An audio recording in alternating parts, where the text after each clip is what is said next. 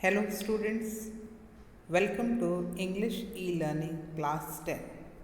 Today we'll study our first chapter of the book The Footprints Without Feet. The name of the first chapter is A Triumph of Surgery. This chapter is written by James Herriot. James Alfred White, he was born on 3rd October 1916 and he died in 1995. He was known by the pen name James Herriot. He was a British veterinary surgeon and writer. He has written a series of books, each consisting of stories about animals and their owners based on his experiences. He is best known for these semi autobiographical works. The chapter A Triumph of Surgery is about a small dog named Tricky. It is over-pampered and overfed by his rich mistress.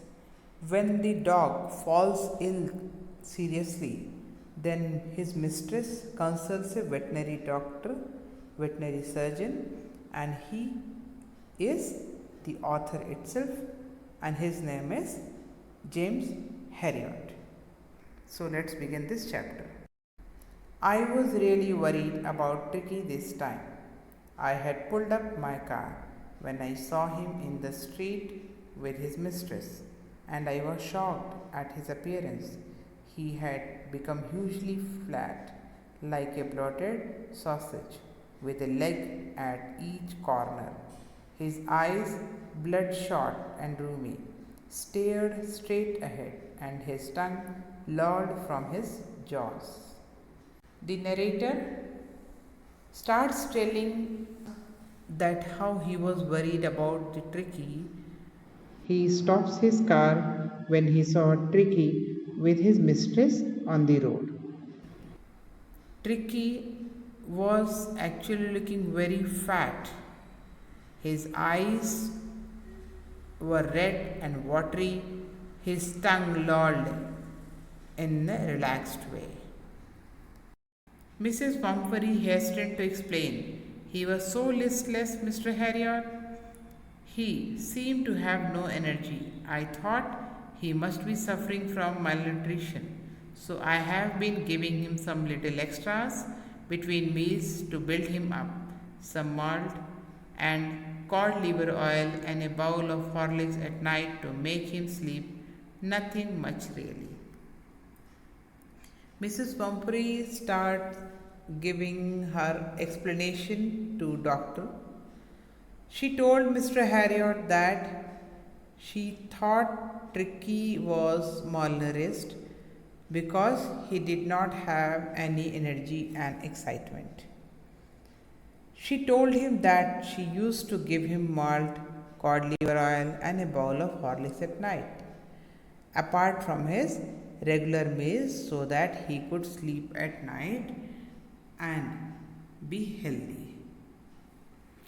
And did you cut down on the sweet things as I told you?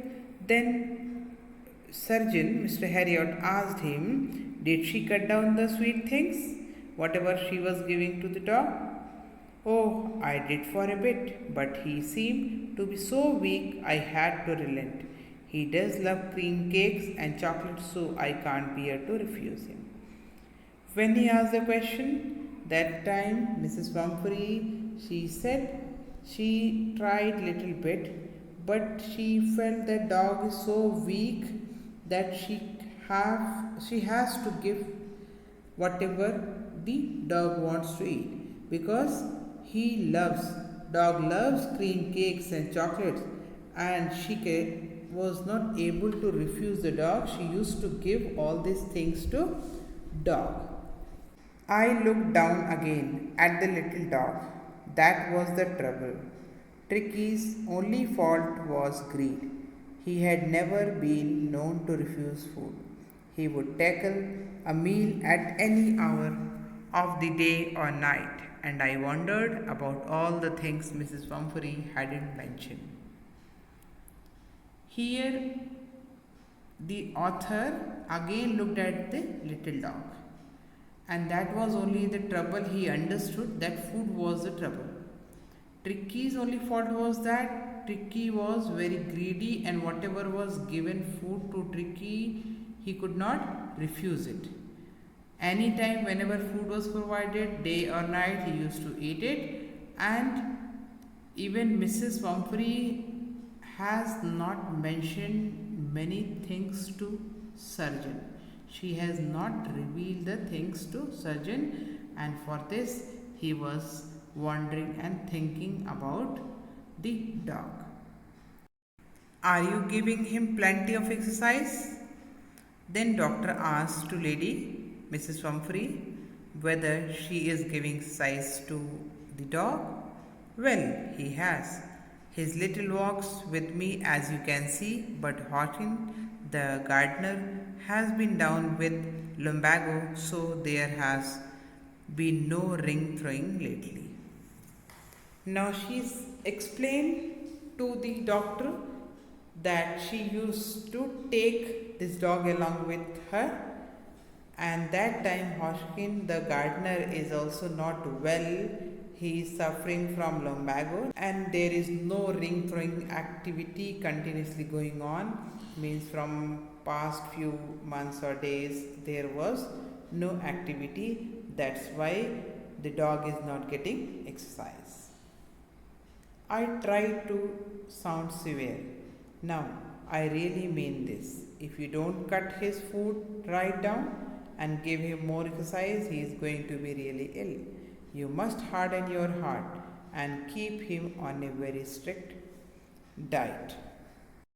The narrator tried to talk seriously to Mrs. Pumphrey that if she did not control Tricky's eating habits and increased his exercise, he would soon fall ill. He told her that she should stay strict and strong with him and put him on a proper diet. Mrs. Pumphrey wrung her hands. Oh, I will, Mr. Harriot. I am sure you are right, but it is so difficult, so very difficult. She set off, head down, along the road, as if determined to put the new design into practice immediately. Mrs. Pumphrey accepted that although she knew Mr. Harriot was right, but it was too difficult for her to refuse him for anything. But then she left the place as if she was now ready to follow the new routine properly, guided by the doctor. I watched their progress with growing concern. Tricky was tottering along in his little tweed coat. He had a whole wardrobe of these coats for the cold weather and a raincoat for the wet days. He struggled on, drooping in his harness. I thought it wouldn't be long before I heard from Mrs. Pumphrey. Here Mr. Harriot was watching them and looking at Tricky how he was walking unsteadily. The narrator was also looking at the tweed coat that Tricky was wearing. He had a wardrobe full of these coats for the winter and also raincoats for the rainy days. This line suggests that Mrs. Pumphrey was a very rich lady and she had a lot of money to spend on her dog. But the narrator knew that soon he would be receiving a call about Tricky falling ill, and it came. The expected call came within a few days. Mrs. Pumphrey was distraught. Tricky would not eat and nothing, refused even his favorite dishes, and besides, he had bouts of vomiting. He spent all his time lying on a rug, panting, didn't want to go for walks, didn't want to do anything. When the call came after a few days, Mrs. Pumphrey was very upset as Tricky was not eating anything. And Tricky was not even eating his favorite dishes and was vomiting frequently. He didn't even want to do anything. I made my plans in advance. The only way was to get Tricky out of the house for a period. I suggested that he be hospitalized for about a fortnight to be kept under observation. Now, being a veterinary doctor, the narrator knew that only way to get Tricky well was to get him out of the house for a few days. He then suggested to Mrs. Swampury that it would be good to get a Tricky hospitalized and keep him under observation for 15 days. The poor lady almost swooned. She was sure he would pine and die if he did not see her every day. Mrs. Swampury, on hearing this, that dog will be taken for 15 days, then she fainted. And she was sure if Tricky did not see her every day, he would surely die. But I took a firm line. Tricky was very ill, and this was the only way to save him. In fact, I thought it best to take him without delay, and followed by Mrs. Pumphrey's wailings, I marched out to the car, carrying the little dog wrapped in a blanket. The entire staff was roused, and maids rushed in and out, bringing his day bed, his night bed, favorite cushions, toys, and rubber rings, breakfast bowl, lunch bowl, supper bowl. Realizing that my car would never hold all this stuff, I started to drive away. As I moved off, Mrs. Pumphrey, with a despairing cry, threw an armful of the little coats through the window. I looked in the mirror before I turned the corner of the drive. Everybody was in tears. But the narrator kept his word. He was very firm. He told her that this was the only option as Tricky was very ill and it was the time to save him. And then the narrator thought it would be best to avoid any delay and get him to hospital as soon as possible. He went to their house, and that time Mrs. Pumphrey was crying because she did not want her dog to go away from her. He took the dog, wrapped it in the blanket, and put him in the car. And that time, the maids were then woken up and asked to get out of all of Tricky's stuff. Whatever Tricky was using, that has to be given. His stuff included things like day bed, his day bed, night bed, cushions, toys, rubber rings, breakfast bowl, lunch bowl, and his snack bowl. Mr. Harriot knew that so much stuff won't fit in his car, so he started rushing things. As the doctor was leaving with Tricky, Mrs. Pumphrey threw a lot of coats that Tricky used to wear in the car. As the narrator was turning the car on the turn, he saw through the rear mirror that everyone was in tears. They were crying. Out on the road, I glanced down at the pathetic little animal gasping on the seat by my side. I patted the head, and Tricky made a brave effort to wag his tail. Poor old lad, I said. You haven't a kick in you, but I think I know a cure for you. The narrator patted the little helpless animal, and even the animal Tricky, he started wagging his tail.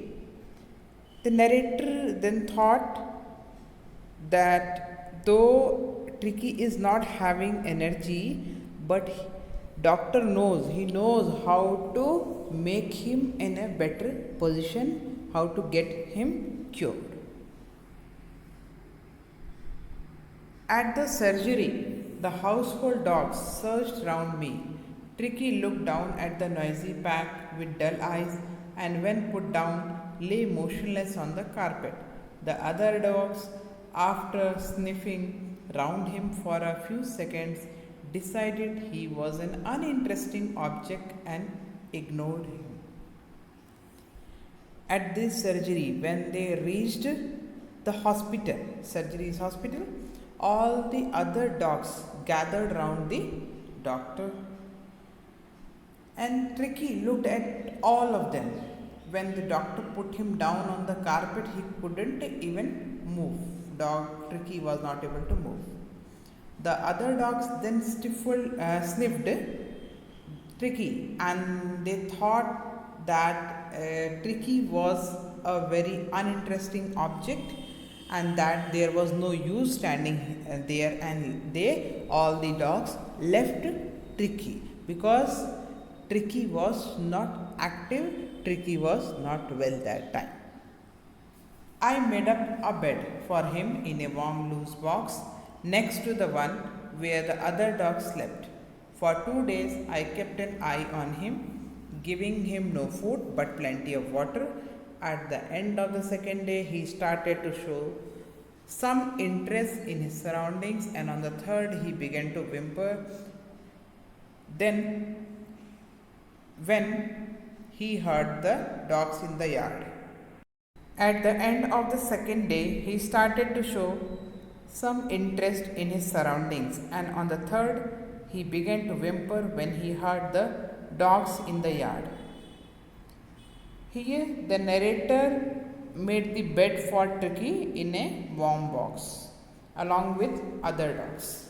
For 2 days, narrator kept Tricky just on water and nothing was given to eat. On the second day, he roamed around looking at the place around him, and the third day he was also making little bit noise in the hospital and so with the other dogs, and when he heard the other dogs barking, then Tricky also made little bit more noise, means little bit he was improving. When I opened the door, Tricky trotted out and was immediately engulfed by Joe, the greyhound, and his friends. After rolling him over and thoroughly inspecting him, the dogs moved off down the garden. Tricky followed them, rolling slightly with his surplus fat. When the narrator opened the door, Tricky quickly came out and was surrounded by Joe. Joe was a greyhound and his friends.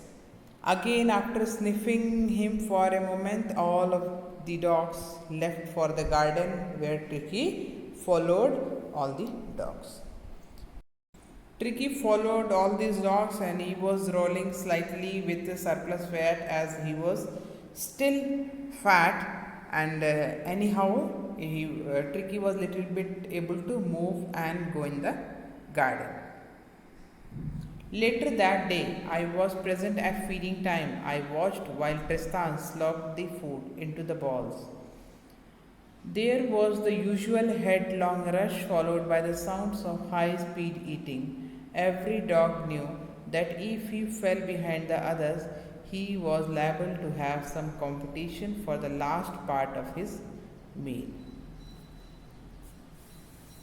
Later in the evening, the narrator was present at the dinner time and he was watching all these dogs.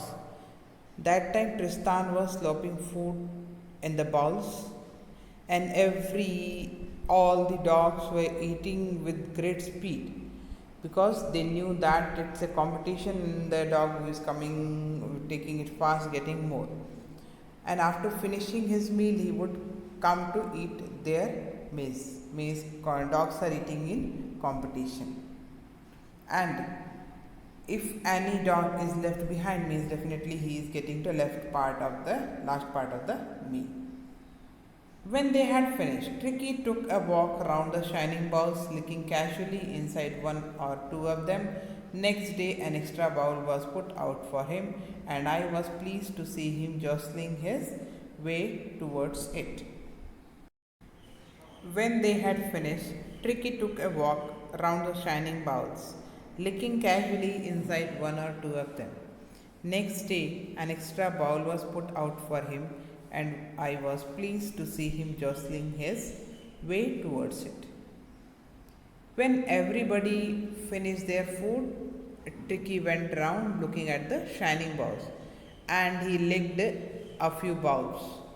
The very next day, an extra bowl was put for Tricky, and the narrator was happy to see him running towards his bowl. From then on, his progress was rapid. He had no medicinal treatment of any kind, but all day he ran about with the dogs, joining in their friendly scrimmages.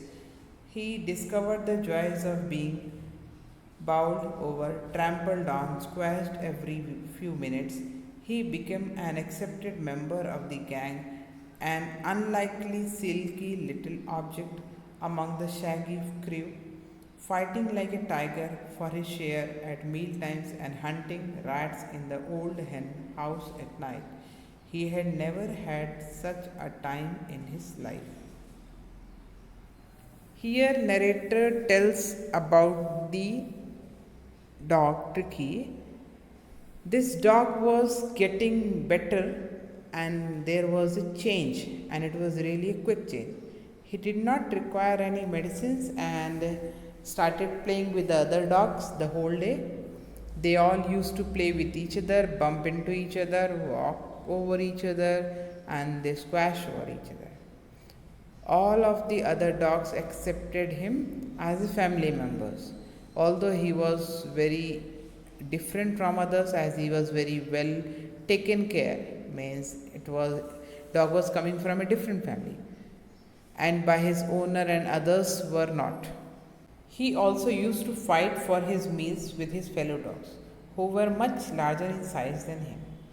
At night, he would also hunt rats in the hen house, and he was enjoying as he had never done such things before in his life, because he was in a living with Mrs. Pumphrey. He was not that much active, he was not enjoying life. Here there was a change in his life. All the while, Mrs. Pumphrey hovered anxiously in the background, ringing a dozen times a day for the latest bulletins. I dodged the question about whether his cushions were being turned regularly or his correct coat worn according to the weather, but I was able to tell her that the little fellow was out of danger and convalescing rapidly. During that time, when Pumphrey was at home and dog was with the narrator, with the doctor, that time Mrs. Pumphrey was worried, and she used to call Mr. Harriot more than 12 times a day to inquire about the condition of Tricky. And Mr. Harriot used to avoid the questions, whatever she was asking related to cushions, coats, beds, etc. Then he just told her that Tricky was doing very good, and he was better, and he was recovering very fast, and he was out of danger. The word convalescing seemed to do something to Mrs. Pumphrey. She started to bring round fresh eggs, 2 dozen at a time, to build up Tricky's strength. For a happy period, my partners and I had 2 eggs each for breakfast, but when the bottles of wine began to arrive, the real possibilities of the situation began to dawn on the household. For Mrs. Pumphrey, she wanted Tricky to recover very fast. She started sending 2 dozen eggs every day for him. But Mr. Harriot and his partners, they were enjoying, they would have 2 eggs each for breakfast. Then, to improve the quality of the blood, Mrs. Pumphrey started sending in bottles of wine. It was to enrich Tricky's blood. Lunch became ceremonial occasion with 2 glasses of wine before and several during the meal. We could hardly believe it when the brandy came to put a final edge on Tricky's constitution. For a few nights the fine spirit was rolled around, inhaled and reverently drunk. Here, author understood that this brandy, first wine was sent for Tricky for the improvement of the to enrich the quality of the blood of Tricky. And that time narrator says that it was a ceremonial occasion because he was taking 2 glasses of wine before and after taking meal. And they couldn't believe when brandy was sent. Mrs. Pumphrey started sending brandy at narrator's hospital. At that time, Mr. Harriot was not able to believe that Mrs. Pumphrey actually wanted them to give brandy to Tricky. It was for the improvement of the health of the dog, and they started sharing it among themselves.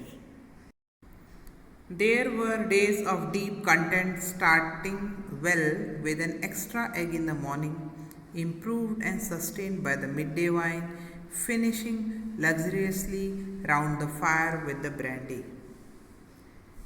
Here, Mr. Harriot shares his experience. He used to feel very happy as he would start his day with the extra eggs.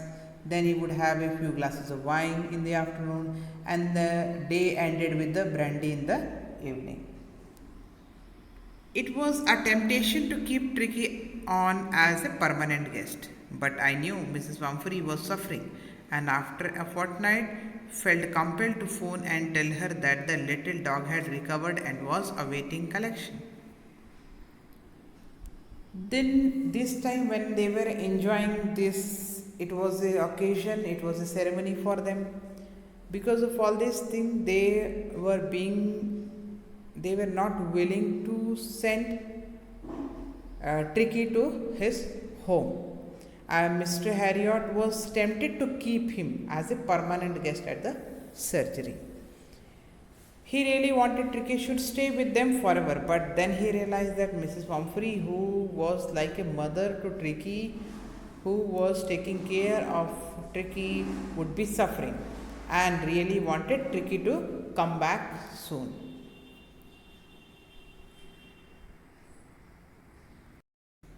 Within minutes, about 30 feet of gleaming black metal drew up outside the surgery. The chauffeur opened the door, and I could just make out the figure of Mrs. Pumphrey, almost lost in the interior. Her hands were tightly clasped in front of her. Her lips trembled. Oh, Mr. Harriot, do tell me the truth. Is he really better? Yes, he is fine. There's no need for you to get out of the car. I'll go and fetch him. Now, Mr. Harriot, after 15 days, when Tricky was ready to go back, he was well. Mr. Harriot called Mrs. Pumphrey to pick him up. Within few minutes, a long black car came outside the surgery. When the chauffeur opened the door, Mrs. Pumphrey was sitting inside, and she was very nervous, and she was excited also. She was asking with a nervousness in her voice that was Tricky really better, to which the Mr. Harriot replied positively, means he said that dog is fine and there is no need for you to get, and he said that there is no need that she should come out of the car, and he went to the hospital to bring Tricky. I walked through the house into the garden. A mass of dogs were hurtling round and round the lawn, and in their midst, ears flapping, tails waving, was the little golden figure of Tricky. In 2 weeks, he had been transformed into a lithe, hard muscles animal. He was keeping up well with a pack stretching out in grey bounds, his chest almost brushing the ground. Then Mr. Harriot went inside the surgery to get Tricky. When he went to the garden behind the house, he saw all the dogs moving around in the garden, and Tricky was sitting between them. He had recovered wonderfully in 2 weeks. The Tricky's condition was much better and he was looking much healthier, playing with other dogs, and his chest was touching the ground. He was he had become a good muscular dog within 2 weeks. I carried him back along the passage to the front of the house. The chauffeur was still holding the car door open, and when Tricky saw his mistress, he took off from my arms in a tremendous leap and sailed into Mrs. Pumphrey's lap. She gave a startled oh, and then had to defend herself as he swarmed over her, licking her face and barking. When Mr. Harriot took Tricky to the front of the house, he saw that Chauffeur was still holding the door of the car. And as soon as Tricky saw his mother, like Mrs. Pumphrey, he was overjoyed. He ran away and jumped into the lap of Mrs. Pumphrey and started licking her face and started barking in excitement. During the excitement, I held the chauffeur to bring out the beds, toys, cushions, coats, and bowls, none of which had been used. As the car moved away, Mrs. Pumphrey leaned out of the window. Tears shone in her eyes. Her lips trembled. Oh, Mr. Harriot, she cried, how can I ever thank you? This is triumph of surgery. While this was happening, the chauffeur and Mr. Harriot got all his stuff out of the car, which had not been used during the treatment in the last 14 days. When Mrs. Pumphrey was leaving, she leaned out of the window and said to Mr. Harriot with tears of joy in her eyes that she could not thank him enough for what he had done for this dog. And she says this is the triumph of surgery, meant that the treatment that was given to Tricky had been successful. So this is the end of the chapter. I think you all have got it. Thank you.